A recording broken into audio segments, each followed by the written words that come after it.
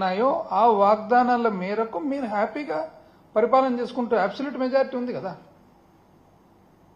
Opposition status అడిగితే కూడా, ఎందుకంటే ఉండేదే ఏకైక ఒకే ఒక అపోజిషన్ పార్టీ, నంబర్స్ పక్కన పెట్టి స్టేటస్ అడిగితే కూడా వద్దన్నారు మీరు. మంచిది, ఇంకా ఫుల్ ఫ్లెజ్డ్గా మీరు మంచి పాజిటివ్ నోట్లు చేయండి. ఎప్పుడు గత ప్రభుత్వం ప్రతి పారాకు గత ప్రభుత్వం ఎందుకండి నెగటివ్ నోటు? అయితే ముఖ్యంగా ఏమంటే మీరు యాక్చువల్గా ఈ ఎలక్షన్ జరిగినది ఏం బేసిస్ మీద? ఒకటి, కూటమి ప్రభుత్వం ప్రధానమైన అంశం సూపర్ 6. ఎందుకంటే మీరు ఇంటింటికి తిరిగి పేపర్ పెట్టుకొని దాని ఫారం ఫిలప్ చేసి ఇంటి పేరు ఇచ్చి ఆధార్ కార్డు ఇచ్చి తీసుకొని ఇచ్చి మొబైల్ మెసేజ్లు పంపించి ఇంకోటి చేసి నీకు 15, నీకు 18, నీకు 18, నీకు 20, నీకు 15 అని లెక్కలేసి ప్రతి ఇంటికి పోయి ఒకసారి కాదు ఎన్నోసార్లు పలుసార్లు ఇంటికి పోయి నీ ఇంటికి 1,00,000 వస్తుంది, నీ ఇంటికి 2 లక్షలు వస్తుంది, నీ ఇంటికి 3 లక్షలు వస్తుంది అంటే పాపం ప్రజలు కూడా నమ్మినట్టున్నారు. ఎందుకు నమ్మినట్లున్నారంటే 2019 నుంచి 24 వరకు వైసీపీ ప్రభుత్వంలో జగన్మోహన్ రెడ్డి గారు చెప్పిన ప్రకారంగా క్యాలెండర్ పెట్టి మరి వాగ్దానం చేసిన ప్రతి ఒక్కటి మేనిఫెస్టోలో ఉన్న వాగ్దానాలన్నీ కూడా పూర్తి చేయడం జరిగింది. బహుశా ప్రజలు అనుకోని వచ్చునేమో ఇదేదో ఉంది కదా సెట్ సిస్టమ్, ఈ సిస్టమ్ ప్రకారం వస్తాయని. ఎందుకంటే మానవుడు కూడా ఆశాజీవి కదా. అండ్ ఇంతమంది పాపం పేదరికంలో ఉండేవాళ్ళు, మధ్యతరగతి వాళ్ళు ఎంతో కొంత ఒకవేళ ఆశ పడిండొచ్చు, ఎందుకంటే పలుసార్లు మోసపోయినారు. కానీ మానవుడు ఆశాజీవి కదా, ఎన్నిసార్లు మోసపోయినా కూడా ఒక్కసారి మోసపోవడం అనమాట. అంటే ఇది సహజంగా ఆలోచన ప్రకారము దీర్ఘ ఆలోచన చేసిన వాళ్ళు ఎవరు కూడా అంత సులభంగా నమ్మరు. కానీ పరిస్థితుల ప్రభావం వలన అయితే ఇక్కడే ముఖ్యమైన అంశం ఏమంటే పేదవాడు మోసపోయేదానికి అవకాశం ఉండొచ్చు పరిస్థితులను బట్టి, కానీ మనము వాళ్ళను మోసం చేయడం కరెక్టా కాదా అనేది అది మనము పరీక్ష మనం చేసుకోవాలి మనల్ని మనం. ఏది ఏమైనా కూడా చెప్పినారు అందులో సూపర్ 6. మరి సూపర్ 6 చూస్తే ఇంతవరకు ఫస్ట్ ఇయర్ ఎట్లుందో ఇప్పుడు కూడా అట్లే ఉంది. ఇంతవరకు మనిషికి అందినేది సూపర్ 6లో ఏమందిందండి? అది అర్ధదీపం అనాలన్నా పావు దీపం అనాలన్నా, ఎందుకంటే ఒకే సిలిండర్ వచ్చింది. అది సూపర్ 6లో ఇంతవరకు అందినేది. 10 సార్లు ఏదేదో చెప్తున్నారు కానీ అవైతే ఇంతవరకు చేతికైతే రాలేదు. మళ్ళీ అందులో భాగంగా అప్పులు పెరిగాయన్నారు. చూస్తే వీళ్ళు చేసినన్ని అప్పులు ఎప్పుడు చేయలే, చరిత్రలోనే చేయలే. ఒకే సంవత్సరం 1,00,000 చిల్లర కోట్ల అప్పు చరిత్రలో ఎక్కడ జరగలే. మరి జీతాలు ఇది కూడా చెప్పినారండి, ఏమని అసలు జీతాలు లేని పరిస్థితి అని. 19 అంటే ఆర్థిక శాఖ మంత్రి గారు, ముఖ్యమంత్రి గారు చంద్రబాబు నాయుడు గారు ఎప్పుడు పీఠం ఎక్కినా కూడా జీతాలు లేని పరిస్థితి ఉంటుంది. ఉదాహరణకు 1995 అన్నాడు.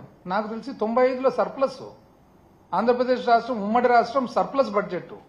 ఆ తర్వాత మీరు మళ్ళా సబ్సిక్వెంట్ గా మీ పాలనలో మైనస్కు పోయిండొచ్చు, కానీ అప్పటికి మాత్రము సర్ప్లస్ బడ్జెటే. మళ్ళీ ఏ విధంగా చెప్తున్నారో నాకైతే అర్థం కావడం లేదు. సో ఏది ఏమైనా కూడా ఆ తర్వాత కొంత చాణక్యంతో కూడా కంపారిజన్ చేసినారు మధ్యలో. చాణక్యుడు ఏం చెప్పినానండి, కౌటిల్యుడు ఏం చెప్పినాడు? ముఖ్యంగా ఆయన చెప్పినది ప్రజల మీద ఎక్కువ పన్ను భారం వేయకూడదు.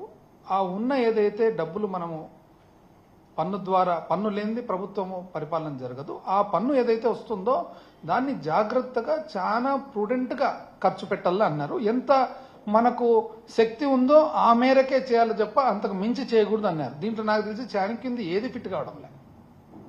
ప్రజలు ఒకసారి ఆలోచన చేయాలి. ఏదైతేనేమి మొత్తం మీద ఇంతవరకు చాలా వాగ్దానాలు స్పీచ్లు జరిగిపోయినాయి. కాకపోతే ఈసారి బడ్జెట్ బుక్ కూడా నేను చూడడం జరిగింది. ఇది చూసిన తర్వాత ఒక వ్యక్తి బాగా అన్నారనమాట, ఇదేంటి సార్ ఈసారి ఇది కొత్త రకంగా ఉంది, మామూలు బడ్జెట్ మాదిరి లేదు అని.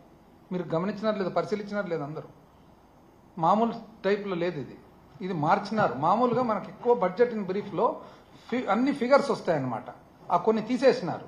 ఏవేవి తీసేసినారు? రాష్ట్ర అప్పు గురించి ఉండే తీసేసినారు, దీంట్లో పబ్లిక్ డెట్ తీసేసినారు, పబ్లిక్ అకౌంట్ కూడా తీసేసినారు. లేదు ఇంక ఎతకాలి ఇప్పుడు లోపల పోయి మళ్ళీ ఎక్కడో పెట్టింటారు, మెకనాస్ గోల్డ్ కదా ఎతికినట్లు మేము ఎతకాలన్నమాట. నెక్స్ట్ మళ్ళా దాని తర్వాత గ్యారంటీలు ఎక్కడ ఉన్నాయనేది కూడా, ఆ గ్యారంటీలు సహజంగా కూడా వాల్యూమ్ 5.2లో ఉంటాయి కాబట్టి చూసుకోవచ్చు. కాకపోతే ఈ రెండు దీంట్లో కూడా ఇస్తారు మామూలుగా, ఈసారి ఇవ్వలేదన్నమాట. అయితే ఒకరు మాత్రం బాగా చెప్పినారు, ఏమిది అంటే ఇదేదో కలర్ ఎక్కువ ఉంది సార్, కాకపోతే కంటెంట్ తక్కువ ఉంది అన్నారనమాట. బాగా చూస్తే కలర్ ఎక్కువ ఉంది, కంటెంట్ తక్కువ ఉంది అన్నారు. నేను కూడా చూస్తే అన్ని ఏదో గ్రాఫుల రూపంలో ఇచ్చినారు మొత్తం మీద.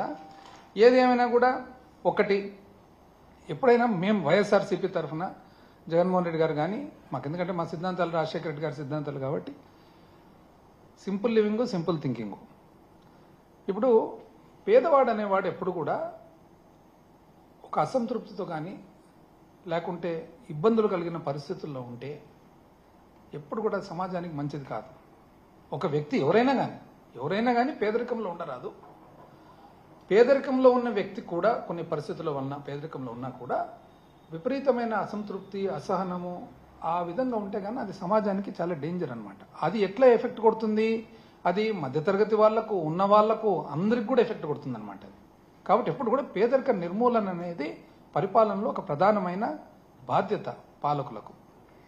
అందుకనే వైఎస్ రాజశేఖర రెడ్డి గారు ఎప్పుడు కూడా విద్య కానీ, వైద్యం కానీ ఇవన్నీ కూడా పేదవాళ్ళకి ఎప్పుడు కూడా ఎంత సునాయాసంగా, సులభంగా అందుబాటులోకి తేవాలనో అంత చేసేవాళ్ళు అనమాట. అంటే పూరెస్ట్ ఆఫ్ ద పూర్కు ఎంత చేసినా కూడా తక్కువే. వ్యవసాయదారులకు విద్య కానీ, వైద్యం కానీ, వ్యవసాయం కానీ ఎంత చేసినా కూడా తక్కువే. కాబట్టి వీలైనంత చేయాలనేది రాజశేఖర రెడ్డి గారి సిద్ధాంతం. మేము కూడా అదే సిద్ధాంతమే ఫాలో అవుతున్నారు. అయితే కూటమి ప్రభుత్వం మీరు గమనించినట్లయితే హేళన, అసలు మేము చేసిన గత 5 సంవత్సరాల పరిపాలన హేళన, ఒక వ్యంగ్యంగా మాట్లాడడము, ఇదొక వెల్ఫేరా అనడము, అసలు ఇదేదో మీరు వేస్ట్ చేస్తుంటారు ప్రజాధనం అనడము, రకరకాలుగా అన్నట్లే ఉంటుంది, అననట్లే ఉంటుంది, రాసే విధంలో రాస్తారు, చాలా ఇంటెలిజెంట్గా, చాలా న్యాక్తో చేస్తారనమాట. ఏది ఏమైనా కూడా మేమైతే దానికే స్టికాన్ అయిపోయి మా ఫిలాసఫీ అంతా కూడా మధ్యవర్తులు కూడా ఉండకూడదు, డైరెక్ట్గా పోవాలి అని డీబీటీ ద్వారా చేస్తే దాన్ని కూడా హేళన చేస్తారు. మీరేమంటారంటే బటన్ అంటే డీబీటీ డైరెక్ట్గా మధ్యవర్తులు లేకుండా డైరెక్ట్గా బెనిఫిషరీకి పోయింది, అది మీరు హేళన చేస్తారు.